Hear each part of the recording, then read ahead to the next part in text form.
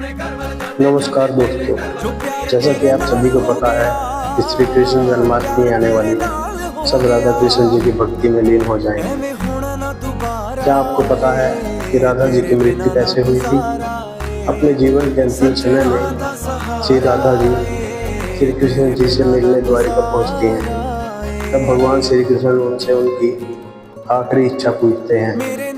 तब राधा जी बांसुरी सुनने की अपनी आखिरी इच्छा व्यक्त करती हैं और श्री कृष्ण जी बांसुरी बजाना शुरू करते हैं।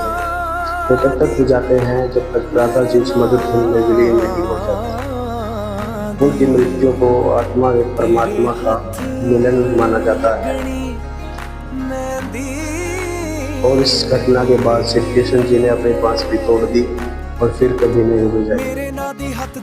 इसे कहते हैं सच्चा प्रेम।